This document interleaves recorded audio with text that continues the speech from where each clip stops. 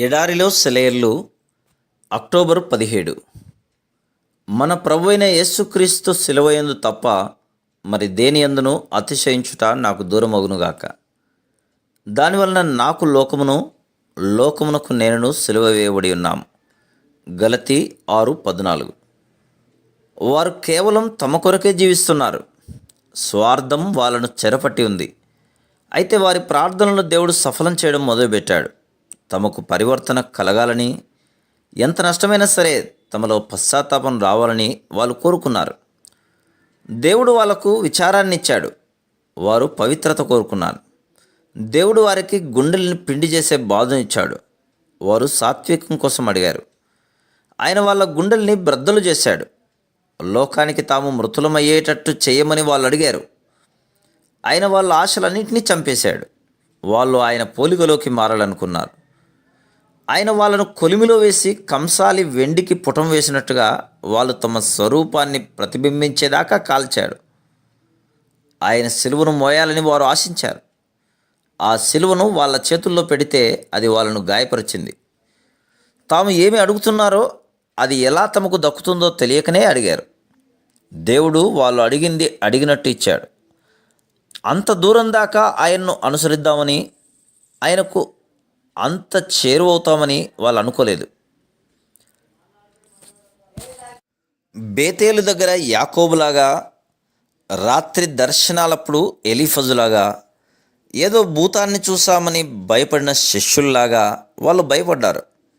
తమ దగ్గర నుండి వెళ్ళిపోమని, అంత తీవ్రతను తమ నుండి దూరం చేయమని ఆయనను బ్రతిమాలేదాకా వచ్చారు.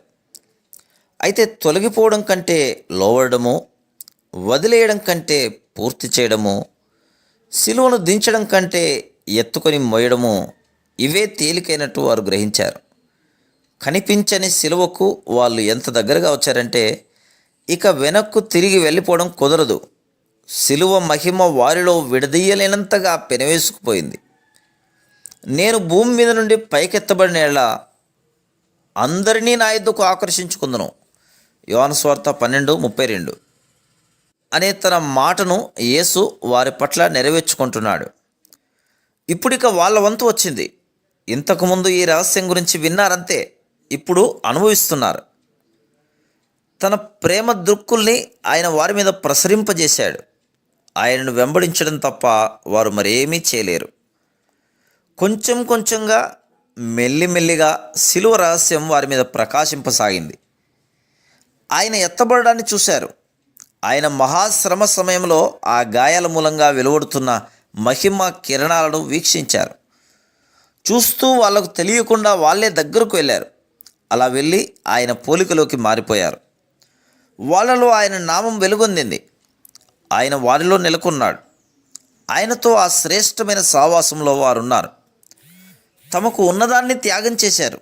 ఇతరులతో తమ పొత్తును వదులుకొని ఆయనతో మాత్రమే సంబంధం పెట్టుకున్నారు. గొర్రెపిల్ల ఎక్కడికి వెళ్ళినా వెంబడించే వాళ్ళు వీళ్ళే. తమంతట తామే ఎంచుకున్నట్టయితే, లేక వాళ్ళ స్నేహితులు వారి కోసం ఎంచినట్టయితే వాళ్ళ ఎన్నిక వేరే విధంగా ఉండేది. ఇహలోకములో సుఖంగానే ఉండేవాళ్ళు, అయితే పరలోకంలో వెలవెలబోయేవాళ్ళు. అబ్రహాము కోరుకున్నది కాక లోతు కోరుకున్న దాన్ని కోరుకునేవాళ్ళు. వాళ్ళు ఎక్కడైనా ఆగిపోయినట్టయితే దేవుడు తన చేతిని వారి మీద నుండి తొలగించి వారి ఇష్టం వచ్చిన దారిన వారిని పొరిచినట్టయితే వారికి ఏమీ దక్కేది కాదు. అయితే వారు తమకు తామే హాని చేసుకోకుండా దేవుడు వారిని ఆపాడు. వారి పాదం చాలాసార్లు తొట్టిల్లింది, కానీ కృపతో ఆయన వారిని లేవనెత్తాడు. ఇప్పుడు వాళ్ళు ఇంకా బ్రతికి ఉండగానే వారికి అర్థమైంది తమ పట్ల ఆయన చేసినదంతా మంచికేనని.